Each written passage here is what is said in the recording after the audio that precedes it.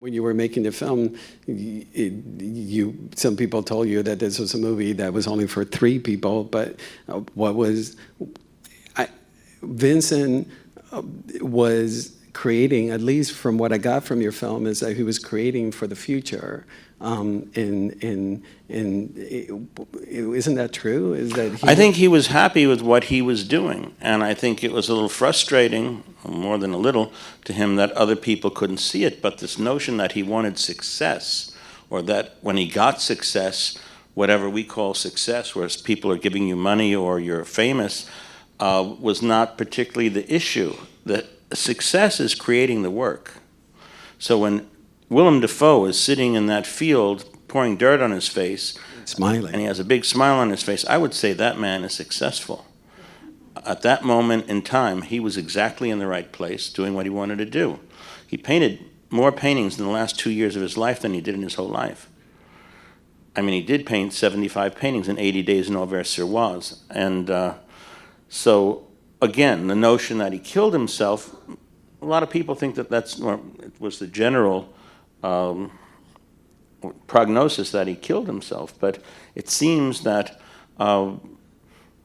why would a guy order a bunch of paint the day before he killed himself? And then how do you kill yourself and throw your art supplies away and your painting, and then why shoot yourself in the stomach and walk back 2 miles to die somewhere? And the people that were there were people at Le Cadran, which is this cafe that we actually shot the movie in Arles, Saint-Rémy, in the asylum where he was interned, and in all the locations where, I mean, the asylum is still an asylum, and there were patients that are in the movie that were in have been there all their lives. The doctor who runs the place felt like it was therapy for them, and they all loved being in the movie. It definitely affected Willem's performance, and also Rupert being there. And I think there's not a lot of acting going on in this movie. I think they're just people that are in situations and they're being. And so it's about being in the present. I think art brings you into its present. If you look at a Caravaggio painting, even if it was painted 400 years ago, 500 years ago, it brings you into its present. And the artist may be dead, but his work isn't dead. And so, in fact, I have a show at the Musée d'Orsay now where I selected paintings from the collection. So there's a painting I made of Tina Chow that's hanging next to Van Gogh's self-portrait, which is kind of an unusual situation for a guy that made a movie about Van Gogh recently. But there are two Cézanne paintings from early pictures when he made when he was 28. And if anybody goes to Paris, it's going to be there till January. So there's Courbet's self-portrait, a Fantin Latour painting of flowers, and 11 paintings of mine, and there's a beautiful Manet painting and a Monet painting of some turkeys. But anyway, I was standing there the other day, and somebody was taking a photograph of me while I'm looking at the painting. I had to stand still, but I had looked at the painting a lot of times anyway. But I was looking at the self-portrait, and you could see every mark.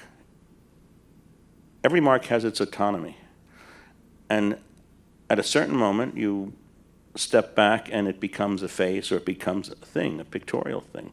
But I think that fragmented notion of all of these marks having their autonomy and being separated probably threw people off in those days, and that's what's so great about the painting.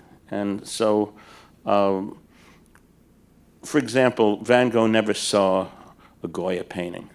There wasn't a Goya painting at the Louvre at that time, or a Velázquez painting, but he did see Frans Hals. He did see Delacroix. He saw Delacroix. He actually saw the Veronese painting of the marriage at Cana. He thought he didn't like Veronese, and then he saw that painting, and he had painted the potato eaters around that time, and then after seeing that, he said, the color in my paintings doesn't come from reality, it comes from my palette. So what I wanted to do was show Of course, we know that he liked Millet or Gustave Doré, but to show paintings that are painted fast and to show how abstract a Goya painting looks up close, or Velázquez, or Frans Hals, was something that I thought I could say about painting through Vincent. And of course, there are things that he said. I paint with my qualities and my faults, but there are other things that I wanted him to say when Dr. Gagé says to him, why do you paint? And he says, to stop thinking. About what? Well, to stop thinking. Is it a form of meditation? No. And he says, I stop thinking and then I become a part of everything inside and outside of me. Hopefully when you watch the movie that happens to you, where you become a part of everything that's inside of you and outside of you. It happens to me. So maybe try to share my experience as an artist with other people, and that was the process of making this movie, or my intention.